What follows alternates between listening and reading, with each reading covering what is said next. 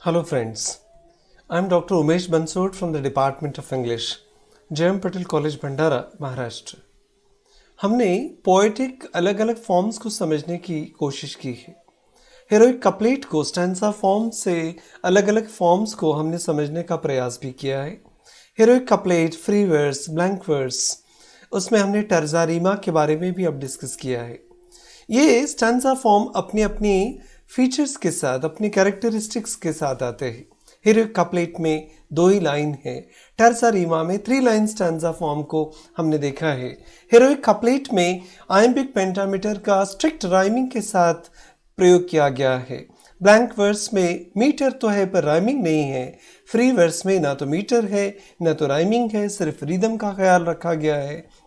ऐसे अलग अलग वैरायटी के साथ में हमने स्टैंजा फॉर्म को डिस्कस किया है।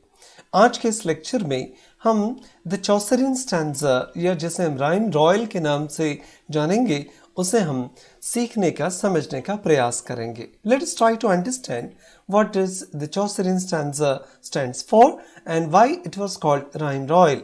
चौसरियन स्टैंजा क्या है, चौसर ने किस प्रकार से इस स्टैंजा को यूज किया और इसे राइम रॉयल क्यों कहा गया।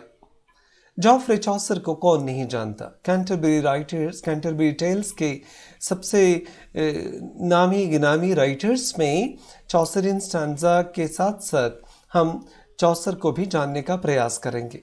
कैंटरबरी टेल्स में जो अलग अलग कहानियाँ जॉफ्रे चौसर बताते हैं, उस अलग अलग कहानियों को भी उन्होंने एक पर्टिकुलर मीटर में और स्टैंजा फॉर्म में लिखने का प्रयास किया है, और वहीं से फिर चौसरियन स्टैंजा की बात शुरू होती है। The Chaucerian stanza is a stanza of 7 lines. अब यहाँ पर आप आज स्टूडेंट के नाते सोचते होंगे कि अलग अलग पोएट्स को 2 लाइन का स्टैंजा, 3 लाइन का स्टैंजा, 4 लाइन स्टैंजा, इस प्रकार के अलग अलग लेंथ के स्टैंजा की जरूरत क्यों पड़ती थी। इसका जवाब भी हम इस लेक्चर में जानने का प्रयास करेंगे। जब आप किसी कहानी को, नैरेटिव स्टोरीज को या लंबे नैरेटिव्स की बात करते हैं, तब आपको हो सकता है बड़े स्टैंजा फॉर्म की जरूरत महसूस हो। अगर हीरोइक कपलेट की बात है तो सटायर के लिए इस प्रकार के स्टैंजा फॉर्म को बेहतर तरीके से यूज किया गया है। सोनेट में 4 लाइन स्टैंजास को, ऑक्टेव को, सेस्टेट को बहुत बेहतर तरीके से यूज किया है, पर चौसर ने 7 लाइन स्टैंजा की मदद की है अपने पोएम्स में अपनी बात को कहने के लिए। It is written in iambic pentameter. When Chaucer writes this stanza form or introduces this stanza form, he is maintaining the iambic pentameter in a strictest manner, and the rhyme scheme is ABA, BBCC। इस प्रकार के अलग rhyming scheme को लेकर चौसर ने इस stanza को introduce किया। The first line rhymes with the third। Scheme देख लीजिए, ABA, BBCC। इसमें इस बात का पता चलता है कि जो पहली लाइन है ए वाली, वो तीसरी लाइन से राइम करती है। सेकंड जो लाइन है 4th और 5th लाइन से राइम करती है। And couplet stands alone. और ये कपलेट यहाँ पर हमें सीसी के रूप में अलग से आइसोलेट दिखाई देता है। टर्जा रीमा की बात याद कीजिए। Ode to the west wind को हमने देखा था शली के, और वहाँ पर स्टैंजा एंड में ई तो दिखाई देता है, पर वो आइसोलेट नहीं है, वो अपनी प्रीवियस स्टैंजा के सेकंड लाइन से राइम करता था। यहाँ पर इस प्रकार का इंटरलॉकिंग नहीं है।